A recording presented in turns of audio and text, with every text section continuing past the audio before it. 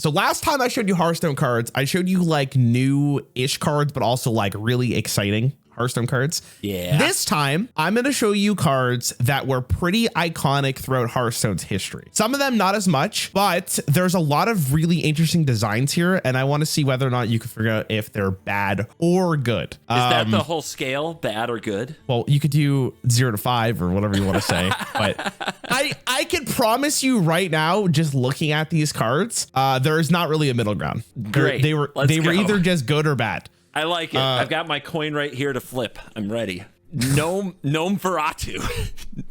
That's it. Gnome Feratu, a 2-mana 2/3 undead with battle cry. Remove the top card of your opponent's deck. Okay.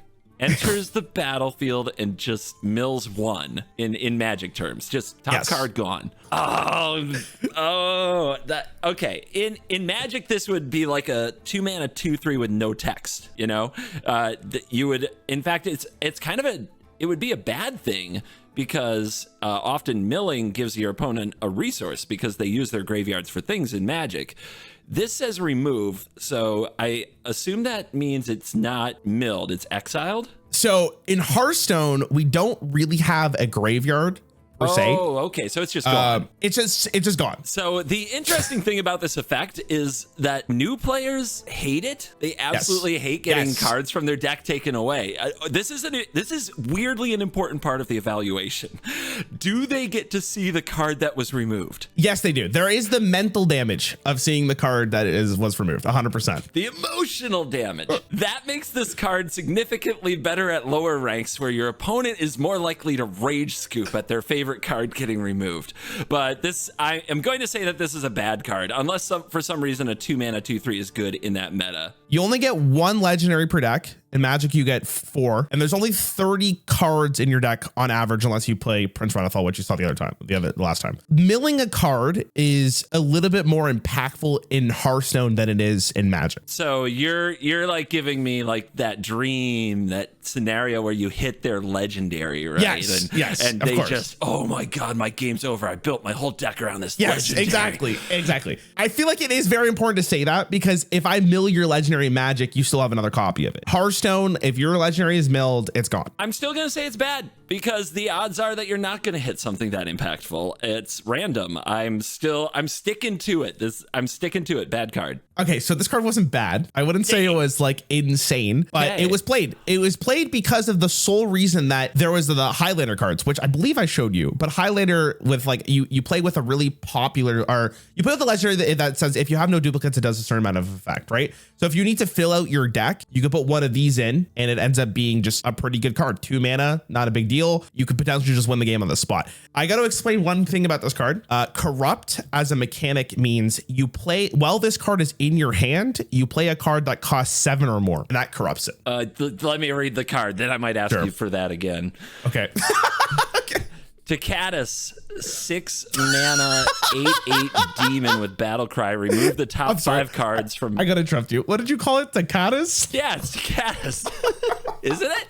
Tickatus. Tickatus. I can't help it if you guys say it wrong. 8/8 demon battle cry. Remove the top 5 cards from your deck, and corrupt is your opponent's deck instead. All right, you were talking about what corrupt is. I said I need to read the card first. That'll help. Sure. So corrupt is while this card is in your hand, you play a card that costs 7 or more mana. Okay, so if you play it off curve, you get extra effect. Yeah, that's a great way of looking at it. Yeah. I think there's a huge difference in the opportunity cost of a 2 mana card and a 6 mana card. All right, I'm remembering how I have to talk to you. What year did this come out?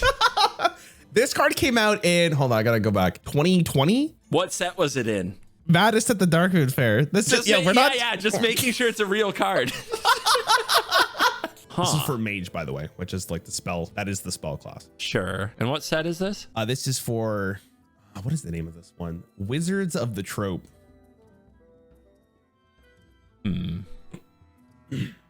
Yeah, then the art is there. The story. So, all right. Yeah, I think that the opportunity cost is dramatically different.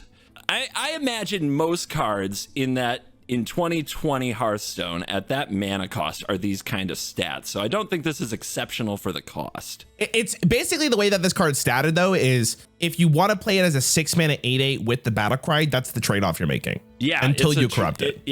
And it sounds like a significant downside since people were taking emotional damage from one card. This card's ticket has caused outrage when it was played against you. Then there's the meta. I think every time we've done this, you give me like several of the same thing in a row just to screw with my brain.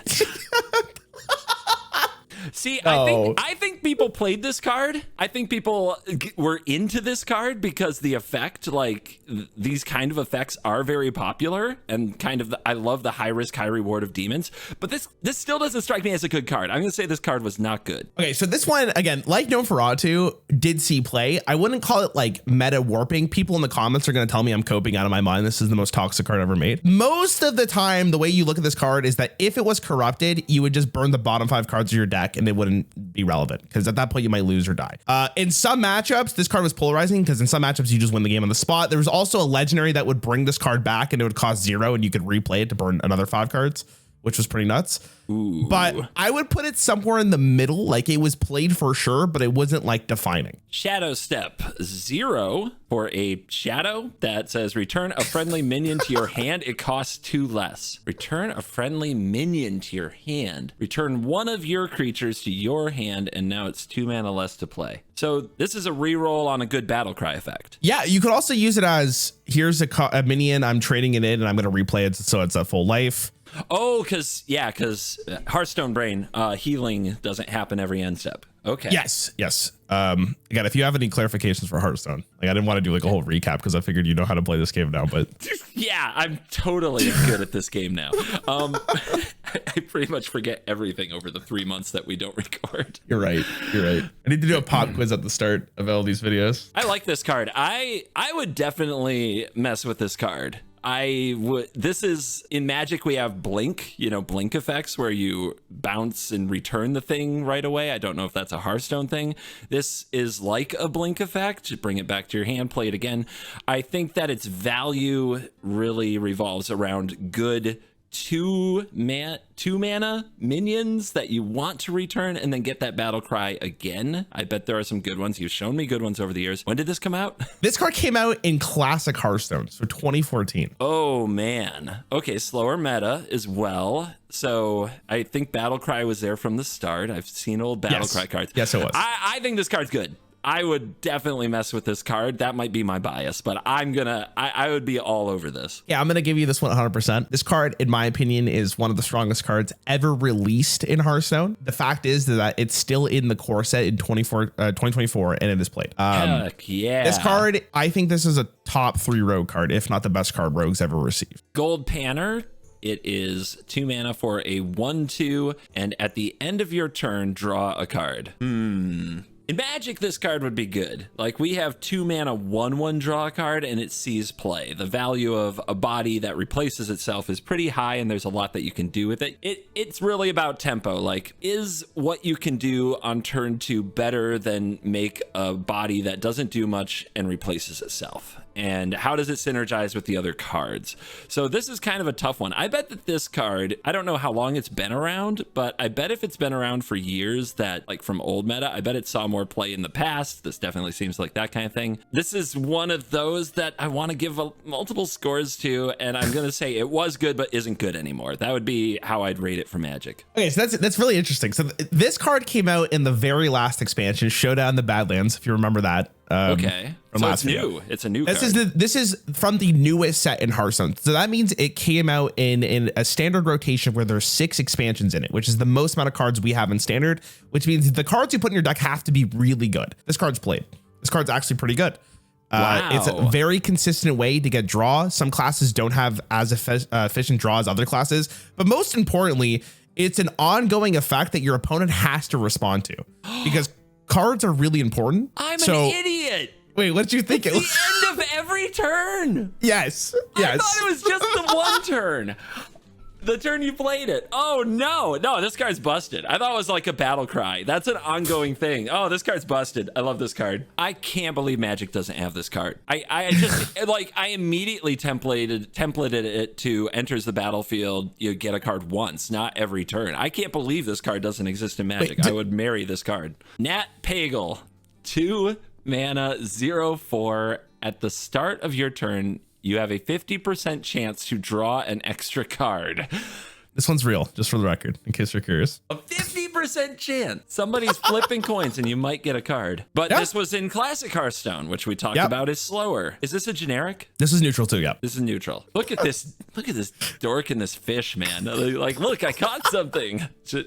Yeah, I bet. I'm guessing it saw playback then. There's got to be some decks. You just talked about how some classes don't get card draw very efficiently, which is also relatable to Magic. I bet there were decks desperate enough for something good to do in early Hearthstone. I bet this was, I don't know if it was good, but it got played. Okay, so this one's kind of an interesting one. It's kind of a loaded response here. The current version I showed you is at the start of your turn. You have a 50% chance to draw an extra card. This version of Nat Pagel was basically unplayable because it was nerfed. It used to say at the end of your turn, you have a 50% chance to draw an extra card. Do you think that card was played? Nerfed. Yeah. Do you think that card was played? I mean, I guess so. Yes, it was. Okay, because I called it was nerfed. But the reason why, and this is why I showed you Gold Painter first, is because the difference between at the end and at the start is so significant, right? Because unlike in Heart and Magic, I can't respond to my opponent to what they're doing on their turn. So I have to at least hope that this lives, and then I have a 50-50 chance to draw an extra card, which was horrific. But at the end of your turn, at least I had the chance to draw the extra card. And you're right, in Classic, there wasn't a lot of great card draw, so a lot of classes wanted to play Nat Pagel at the end of the turn. But the version I showed you was unplayable. You're telling me in like the Hearthstone golden era of esports, there were more cards designed that said 50% chance on them? I'm going to show you a card. I don't know if I actually showed you this card already, but this is arguably my most hated card of all time. And it came out in the very first expansion for Hearthstone. So this is end of 2014. Give me one sec. I love this. I love rating your most hated cards of all time. This is, I'm telling you right now, this is probably my most hated card of all time. And you can read it right there. Implosion. Yeah, I hate it already. 4 mana. Deal 2 to 4 damage to a minion. Summon a 1/1 imp for each damage dealt. You hate this card? First rate the card and then I'll explain why. Okay. I mean, I don't think I'd ever play it. It's a great card if it does 4 and makes 4. You know, it's amazing. But I approach deck building from kind of a floor scenario. If a card has a low floor, the ceiling has to be insanely high for me to play it. Like insanely high. That's how I approach deck building. A lot of people approach it the opposite. And, you know, for content, I'm often jealous of them because they do some amazing things in videos. But I would like, oh no, like it would tilt me out the freaking door if I had to deal 3 and got a 2, right? I just couldn't handle it. Like, yeah, I could never put this card in a deck. My stomach turns reading it. Right. That reason you just said, that last sentence you just said, if I had to do 3 and it dealt 2, I would lose it, is why I hate this card with an absolute passion. Because I'm not a card designer. I don't claim to be a card designer, right? But I feel like I should at least have an idea of what this card will actually do before I play the card. I would rather it say deal 3 damage, summon a random 3-cost minion, because at least the damage effect is consistent. But the 2 to 4 damage is either your opponent feels like shit or I feel like shit. There's no in between. Edwin Van Cleef is 3 mana for a 2/2 combo minion. Gain +2/+2 for each other card you've played this turn. So combo is you have to play a card before the combo would proc. So in this case, if I played a 1 mana card and then I played this would be a 3 mana 4/4. But then obviously based on its text, it multiplies the combo. And which age of Hearthstone are we talking about here? This is released in 2014, Classic Hearthstone. Smaller card pool makes me more wary because were there that many cards back then that would work with this? I imagine this gets better as the card pool gets better, much like Storm for Magic players watching this. Storm combo originally, was in busted set, so it was very good, and then it got bad and a bunch of things got banned, and then over time more and more stuff got printed and Storm got better and better. I think in a creature-based format, like a minion-based format, I bet this card was a very good build around. I bet that people enjoyed making decks around this. I bet it was very popular. So I'm going to say it was at least played at casual quite a bit and might have been competitive. It depends on the surroundings. Okay, so the last sentence kind of saved you there. I'll say that.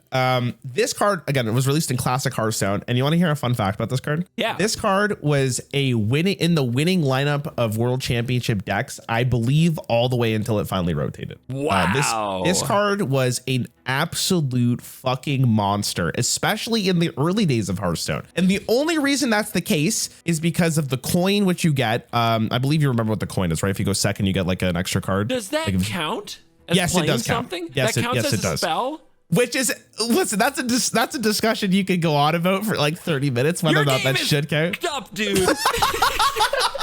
They don't just get a free mana, they get a free spell? A free spell for going second? That's awesome. And Rogue as a class, this is for the Rogue class, really likes the coin because of the combo keyword. In an early Hearthstone iteration of Classic, there wasn't a lot of cards that can like single-handedly win a game. It was a lot of like iterative like power and, you build up to your win condition. This card on turn 3 can just win you the game, like on the spot. Sometimes you have the hand, 3-mana 10/10 comes out, your opponent doesn't have an answer, they lose the game. Because there's so I obviously you don't know this, but there's so many. Shadow Step. I remember Shadow Step. Yeah, so Shadow Step's a good example, right? So what you can do is something like you play a 1-cost card, right? You have it on the board, you Shadow Step it, you play it again. That's already 2 cards. Maybe you have the second Shadow Step. That's an extra 2 cards, and then Edwin already is a 3-mana 10/10, right? There's so many ways to manipulate getting Edwin to be a really large individual that Edwin Van Cleef was just a very powerful card. So I got a question for you, and you can put this in or not. In our video showing you Magic cards, I showed you Embercleave. I said it killed more players in Magic Arena, probably. For my money, I would bet that it killed more players in Magic Arena than any other card in history. Do you have a guess what card has killed more players in Hearthstone than any other card in history? Yeah, I actually could name one off the top of my head. Remember this guy? Hold on. Remember him? I don't know if did I show you this card, Mr. Shutterwalk? Battle Cry. Repeat all other battle cries from cards you played this game, and targets are chosen randomly. So the reason why this card was like to describe what you just said, that killed the most players off in the game, was because if you played Shutterwalk with this combo, your turn would last for probably 15 minutes. So you'd play the card, it would have to do every animation for every battle cry you played. In that same combo, you could bounce this card back to your hand and it would cost 1 mana. So if your opponent didn't kill you the turn you played Shutterwalk because you maybe ran out of mana, you would just go Shutterwalk, Shutterwalk, Shutterwalk, Shutterwalk, Shutterwalk, Shutterwalk, Shutterwalk. And your opponent would be forced to watch all of those animations. I don't think I've ever seen people more upset about a card. I think this was not the reason you were thinking of. You were probably thinking of like Powerful. This card was very good, for the record. I love that in Magic, the card that I believe has killed the most people is just you play it on turn 4 and the game's over. Just punch you in the face, murder you. And in Hearthstone, it's a 9 mana. Animations go on for 15 to 20 minutes until your opponent rage scoops. See, I think I am made for Hearthstone. That's what I am learning from this video. I was not meant for this Magic the Gathering life. Like you couldn't concede the game, for the record. Like it would literally keep on going. Like you had to shut down the game in order for you to get the fuck out. Like how mental is that? So the way they nerfed it. I can't concede. I love it. I love this card. So you couldn't basically the way Hearthstone used to work was if a card does something, you had to wait for its sequence to be finished. And because Shutterwalk's sequence would last so long, the concede would only happen in between Shutterwalk sequences. So yeah, you could concede, but you're still going to wait like 2 minutes or 3 minutes until it's over, because then they're just going to play another one. All right, that was a quick tangent there on that. Anyways, here's the next card. Tankmaster Overspark, 3 mana for a 3/3 minion with Battlecry. Transform another random minion into a 5/5 Devilsaur or a 1/1 squirrel. All right, I'll let you know right now. This card came out in Classic Hearthstone. Okay, this was 2014. Dude, this is like another 50-50, like win or lose the game, right? Because it can be yours or theirs. Yes, it can. Yes, exactly. So you could transform your own big monster into a 1/1 squirrel. You could transform their big monster into a 5/5, and somehow that's a win for you. You could transform your 1/2 into a 5/5. Isn't it fun? No. That whole rant you had earlier about knowing what a card's going to do when you play it. This is, I think, is even more crazy. This is even more bizarre. God, if people, this card would annoy me. This card would annoy me so much. Hashtag never lucky. Shout out to everybody who's never lucky. Oh my goodness. I guess what I need to know is the deck that would play this, I would hate it. It would probably be something like a deck that's in Magic right now called Boros Convoke, where they make as many little creatures as possible and do something cool to all of them. I mean, this at least has a chance of turning one of them into a 5/5. I say no. Trash. I hope to God this wasn't played, but I'm curious. I will step on that limb. I will say this was trash. I am curious in you explaining to me how I'm wrong, because if somebody broke this, did you somehow duplicate the battle cry effect to make everything squirrels and then 5/5s and then squirrels? I don't know. Talk to me. Okay, so before I even give you the final verdict of this card, I want to ask you an additional question. Okay. If you got to pick the minion, not a random minion, you got to pick the minion, do you think this card would be broken? Still has the same effect. It would be better. It would be better because you could just pick an opponent's minion that was like an 8/8, and you're kind of at least gaining something either way. So the reason I asked is because the first iteration of this card was you got to pick the minion, which was played. The card I showed you was also played, but significantly less. The reason why you would play this card above all else is because transforming a minion back in Classic that had a very strong death rattle could win you the game. So for instance, there's a card called Tyrion Fordring, which was an 8-mana 6/6. When it dies, you get to equip a 5/3 weapon, which means you get to do 15 damage over 3 turns. This card, if that was the only minion on board, you could stop the death rattle from happening. Even if you got a 5/5, it didn't fucking matter because you didn't have to deal with the death rattle anymore. It transforms it into something with no abilities, no other abilities. Yes. So that effect was... That is a scam. That is a scam, because in Magic it says, becomes a such and such with no, and loses all other card types and loses all abilities. And Hearthstone is like keeping it a secret. Hearthstone scammed me. I will say, I believe so the way that Hearthstone does it, I could be wrong about this. I'm gonna have to double check this. But I think if a card has an effect, it tells you the title of the card. If it's just a token, it will say a 5/5 Devil Sword. To be fair, I could have showed you the tokens. So I'll let this one slide. No, I don't need your mercy. I'll show you none. This card was released in a set called Descent of Dragons. So this was released in 2019. There was some really good dragons in this set. I won't show you what they were, but just know there were some really fucking good ones. There's also some bad ones because they had to level out the RNG. 5 mana for a 0/3 battle cry. Secretly discover a dragon to hatch into, and death rattle hatch. So for 5, you're putting this out. Secretly discover. Okay, so I'm going to just clarify. Discover is when you play a discover card, you get 3 options. You pick one of them, and that's what the card you discover. Normally, when you discover a card, it goes into your hand. This card puts it into this minion's death rattle so that when it dies, it hatches into that dragon. So like you summon the dragon when this minion dies. Are the dragons from your deck, or are they from like all dragons? Thin air. Anything that's in the standard set. Can I assume that by pure nature of dragons being fucking cool, that dragon creatures are large and game warping in a lot of cases? They are large. I wouldn't say game warping, but I would say they have very good effects. Okay. Most of them have good effects. Most of them had good effects. They're large and they'll kill you if you don't do something about it. In Descent of Dragons, they printed a lot of good dragons. We'll just put it like that. 5 is a lot for this. I would have wanted in Magic, it would probably be a little too busted, but I would have loved it at 3. 5 feels like a lot. I love so many things about the card because you can put it out there and you can sacrifice it for an effect. You can board wipe and then boom, you have a dragon. Like, I love these kind of cards that when they die, you get the thing. I'm sure it was popular. I'm sure that people, at least in mid ranks, enjoyed the card, and whether or not it got competitive is meta, but I'm going to say let's take a shot. Let's take a shot that this was a playable card. I bet there was something cool you could do to achieve the death rattle quickly or on the spot, and boom, big dragon. Rawr, you cheated mana. Awesome. Let's say it's good. This card was absolutely horrific. It was one of the worst cards. I was like hoping to God you would say this card's good. I got the thumbnail, baby. Let's get it. All right.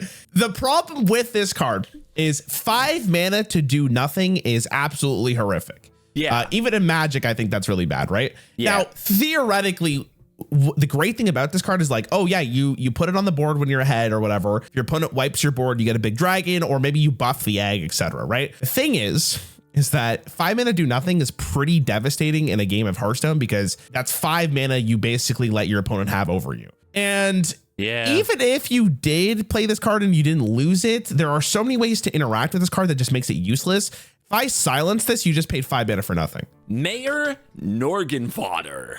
Okay, close enough. 9 mana for a 5/4 that is it a 5/4 minion. All targets are chosen randomly. I'm going to just read it again. 9 mana for a 5/4 minion. All targets are chosen randomly. So I'm going to give you a little bit of a description of what that actually means. That means if you swing with a minion to go to your opponent's face, it's completely random. If you play a card like Fireball, which says deal 6 damage, it could target anything in the game because that card can go anywhere. But if I have a 9/9 and I want to go face and kill the opponent, I don't get that choice. It could attack a 1/1. It can attack a 1/1 if it's on your opponent's side. Yeah. Yes. So you in that can't case, attack your own stuff or your own face, but you don't get to choose which minion or face to attack. Exactly. So every decision is random as long as it's legal in the game. Oh my god. Oh goodness. Evaluating this like out of the box, it like makes your head spin with the possibilities. I told you, Hearthstone's had some really wacky effects over the years. So here's the thing, right? Here's the thing. Even if it's random, you're still being attacked.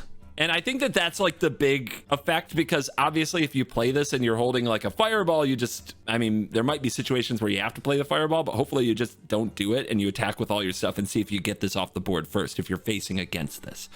And it does limit what you put in your deck. Like you can't play those targeting things. But the thing is, even if it's at random, you're still getting attacked. This might be the hot take. I'm going to say this was unplayable. This was unplayable. You're entirely right. Oh God. You're right. I think the bigger problem with this card is that it was 9 mana for a 5/4. I think if it had like a way better stat line, it would have been really cool. But this card, I think they really put into the game just to have a little bit more of like clippable moments, because the real way you'd see this card, other than like if you truly just wanted to be a meme lord, is it would be randomly generated. Nozdormu, 9 mana, 8/8 dragon. Players only have 15 seconds to take their turns. This is the best card I've ever seen. This is the greatest thing I've ever seen. Oh my God.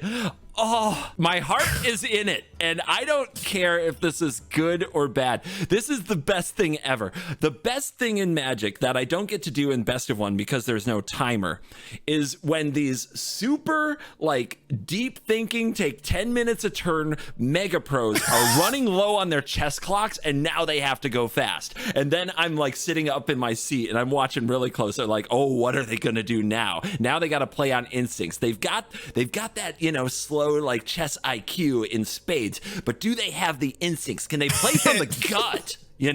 Can they play from the gut?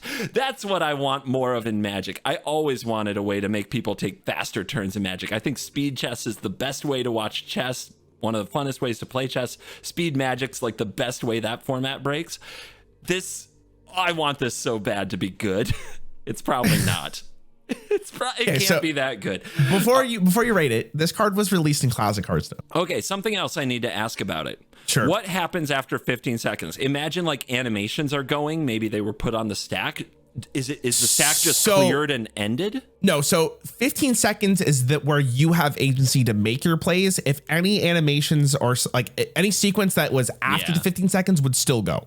Okay, that's an important distinction. In Magic, if there's a card that says end the turn, it clears the stack. and just like, nothing happens anymore. Okay, so Hearthstone is first come first leave. Like it's always been like that. Like it doesn't. I don't think there's a single card that just says stop everything else and just. If this card cleared the stack, I think it'd be fucking way nuts. better. Like if they actually had to make their plays and get through the animations in 15 seconds, it would be amazing. I'm guessing it's unplayable though. Yeah. Okay. So unfortunately, this card sucked. It always did suck. Yeah. 9 mana 8/8 stat line is so bad, but I will tell you why they put this card into the game, and it's the same reason Mayor Noggenfogger is in the game, because it acts as like a clippable thing in the game. Because if this card is randomly put onto the board out of nowhere, the whole game is significantly different now. Because not only are you under the pressure of 15 seconds, the rope immediately comes out. Like we have a thing that like that rope starts burning, and you're like, oh shit, what do I do? And you mentioned like you hate, like, you want to see how players react when they don't have as much time to think.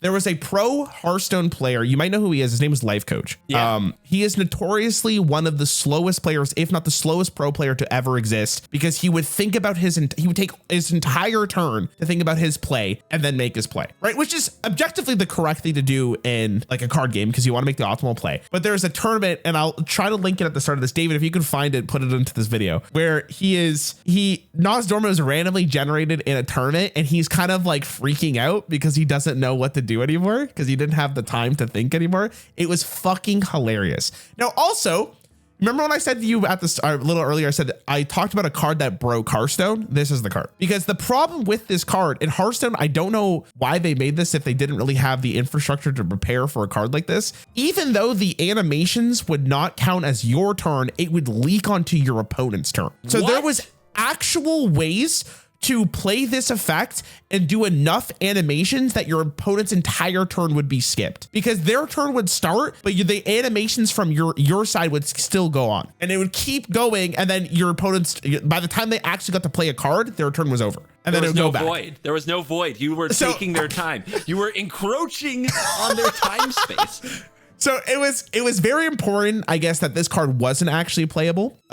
Cool effect to have. They have now added a card in the core set of Hearthstone that is the same effect. And if it says if both players have Nozdormu in their deck, the start of game, there's 15 seconds. No one fucking plays it because it's a bad card, unfortunately. But it is a really funny effect. But yeah, this card absolutely broke Hearthstone. High Priest Ammit is a 4 mana 2/7 minion. Whenever you summon a minion, set its health equal to this minion's. Set its health equal. So any minion you play is a 2/7. Yeah, but if this card goes to like assuming this is untouched. Yeah, assuming that's untouched. Yeah, so if it goes to like a 2/1 and you play a minion, it also goes to a 2/1. Also, have to clarify this. If you have a minion that has a death rattle, say like let's summon 3 1/1 minions when this dies, and this card's on the board, those minions will also copy the health of Ahmed. This is a cool effect. I love the deck building options. I'm gonna say this was in good decks. I bet there was something amazing you could do with it. I am worried about the 4 mana. It seems a little high, but it doesn't seem unreasonably high. And I don't think it's like a 4 mana do nothing. Maybe it was like a week 1 deck until people figured it out. I don't know. But I have to say this was played. This card was in the tier S deck in the expansion it was released. There was a deck called Combo Priest, and without knowing any of the other cards, there was a card that said double a minion's health. There's also another card that said make a minion's attack equal to their health. So you would play this, you would summon a bunch of 1-cost shitters, and they would all be threatening, because if you didn't deal with all of them, your opponent would just double their health and fucking do like 17 to you out of nowhere, right? To give you context, a secret is really the only way we can interact with our opponent on their turn. What you do is you play a secret, the secret does something, but your opponent doesn't know what secret you played, and then they have to kind of do like a little game to see what it is. So for instance, there's one called Counterspell, which is obviously, you could probably guess what that is.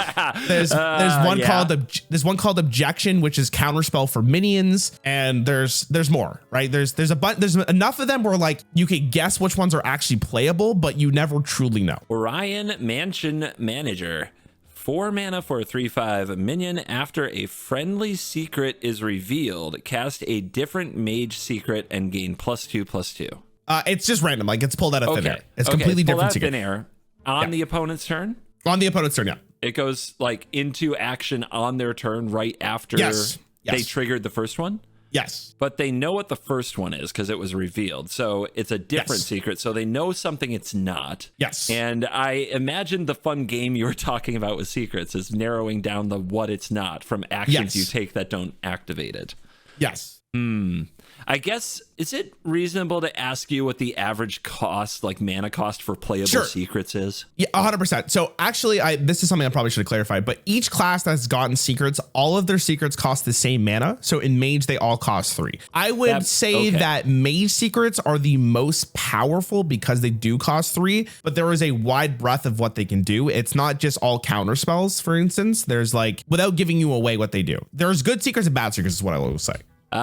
Okay. But still, assuming that you played a secret on 3 or that you're on 7 and you can play a secret and this thing, I'm assuming the secret effect is, I'm sure it's popular because it sounds popular. Like it sounds like a fun thing to do, but I'm sure that there are some that are good enough. The fact that this is like free value and stats on top of that, and you can play it with the good ones, I think this got played. I think this was a good card. This card was not played.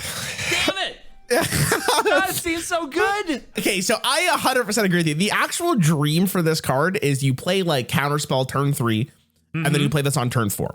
Yeah. And you do this because your opponent now has to play around secrets, but if they end up actually proccing the secrets, there's a whole nother mind game. Because the best part about secrets, and this is my favorite part about the mechanic, is that if you play the game enough and you know the meta, you have a good idea of what secrets are actually played. But the second a random secret is added to the game, that's when the true batshit stuff starts happening, because you have no idea what to play around with anymore. And I think that's really fun design until you get secrets that are kind of shitty to play against. If you don't have a secret, this card's unplayable. Even if you do get a secret, the chances of it getting a really bad secret is likely because it's about like 50%. Some of the secrets are just really bad and your opponent won't be able to proc it. But God, there are some cases, man, where you have like 3 secrets played and then you drop this thing and then your opponent's going through a maze because it's just non-stop of like, what do I play around with? And it's so cool, but the dream doesn't really proc. The dream doesn't happen as often as you would hope. And unfortunately, this card is just not good enough. Arc Villain Rafam, 7 mana, 7/8 taunt with battle cry. Replace your hand and deck with legendary minions. I mean, just from random from the game. Yeah, so that means not even your class, any legendary, all of your cards are replaced with legendary minions. not the minions on board, but everything else. How bad? I mean, okay, legendaries in general, hypothetically speaking, are powerful. Yes. So in theory, it's an upgrade to your deck. In theory. The problem is synergy and like deck building skill, like, does it overcome the sheer randomness of any frickin' pay to win card in the game? Is what you're saying. This card was made specifically for the budget kids, you know? You get one of these and you put all the trash cards in your deck and you turn them into all the legendaries, and it's kind of like borrow some whale's deck for a day, you know? Pay to win. Sure. Just down with pay to win, baby. Just wreck it. No. This card wasn't good, right? This card wasn't good. Was that your answer? Yeah, that's my answer. Okay, this card was played at a world championship and I got to the finals. What the? So let me. Is there no deck building skill in Hearthstone? Let me explain why. Loading it up with anything random. No. Let me explain why. Okay, fine. Go. So this card, the average legendary is better than like a 2-cost minion on turn 8, right? You would probably say that. So what you would do is you'd put this in an aggro deck, and this is the highest cost card. So you'd play your curve as an aggro deck, and then you would drop this on turn 7, because if you did not win the game by that point, you're probably not going to win it with your aggro minions anymore. So the hope is you would play this. It's a decent enough stat line and it has taunt, and then you would follow it up with legendary minions. And there were some decent ones, like you saw Shutterwalk. He was in the pool during this. And yeah, this card was brought to literally a final championship for Worlds, and they took it to game 5. And honestly, one of the best Hearthstone games of all time with this card. Yeah, this card was good. Now, I will say as a caveat, the expansion that followed, which was where Amet was from, this card got a little bit worse, because with each expansion, there's more like deck building legendaries per se, and the average legendary does get worse, so it didn't see as much play. But for when it was released, it did see play in a world championship. Chef Nomi, 7 mana for a 6/6 battle cry. If your deck is empty, summon 6/6/6 Grease Fire Elementals? Okay, when you go into fatigue, so that means you want to play this like right when or during fatigue, right? Yeah, so I will remind you what the fatigue mechanic is. Rather than when you deck yourself, you lose the game, you take 1 damage and then it increments by 1 damage every single time you draw an additional card. So at the start of the turn, your next turn, you take 2, then 3, then 4. But if you draw an extra card, that would also like increment the damage. But during fatigue, you don't have a deck, right? You don't have a deck. Your deck is gone. You're gone. Yeah. Oh my gosh. I love Panda Express, and that's all the vibes I'm getting from this thing. Good. I think it's because we don't have a Panda Express in my town, so it's like something I eat when I'm like on the road. If I eat it too often, you know, the Grease Fire Elemental would probably burn me. Oh God, I see what this depends on is how often and how consistently games go to fatigue. And that is a hard thing to really get your head around. I remember there's a card that lets you like just exile your deck. Yes, actually, yeah. There's a card called Myra's Unstable Element for Rogue. That's 5 mana. It says draw the rest of your deck. Just draw the whole thing. Oh, I like that. Oh my goodness. I think I'm getting baited. I think this is a bait. I think that this is, gosh, if you tell me that it was like, yeah, the Hearthstone World Championship of the 1870s, somebody would often draw their whole deck, play this card, and win. This one, the Hearthstone Worlds. I'm gonna probably salt off again, but this, like my instinct is that this is a bait and not played. This card was played. Again, I wouldn't call it meta defining, but the card was played. Actually, the Myra's Unstable Element deck was a real deck because I showed you Shadow Step at the start of this. So you'd play Chef Nomi with your deck empty, you'd Shadow Step it, and then if your opponent cleared the board, then you can do it again. And then if you have the second Shadow Step, your opponent has to do it again. That was often enough to just win games because if you did go Myra's into Chef Nomi, that is a huge board that most of the classes can't deal with. There was other ways of using it as well, but that was the main thing. Again, like Archvillain and Rafam, as the sets went on, it got a little bit worse because there's just better stuff to do. But this card was played. Valdris Felgorge, 7 mana 4/4. Battle Cry, increase your maximum hand size to 12, draw 4 cards. Oh, I love it. I like drawing cards. I like drawing cards. So default max is 7? Default 8? is 10. Default is 10. Okay, that's not a big... It's not a big jump. I'm trying to think, like there aren't a lot of great comparisons in Magic. I'm trying to think of like 7 mana 4/4 draw 4. It doesn't really, I mean, we have something like that right now.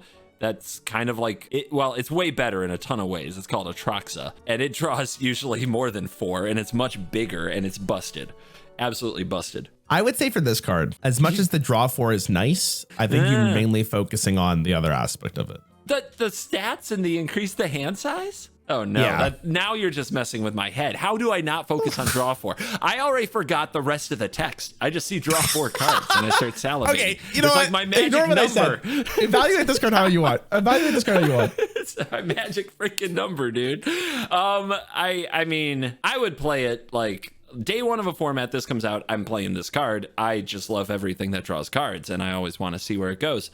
The stat line is okay, and the extra ability like seems like gravy to me. You're telling me there was synergy. I wouldn't even evaluate it that way. I'd just be like, yeah, go to 12 seems okay. I just want the cards. I just want the cards, man. So I'm gonna say playable. Playable is probably the good way of saying it. This card I think is, again, really cool effect at the time, especially. We've never really seen a card that increases your hand size either. I believe this is literally the first one. The only unfortunate thing about this card is it's in Warlock. Warlock, because I said to you what the hero power was, which is life tapping, you don't really need this. Oh, you have card draw on demand.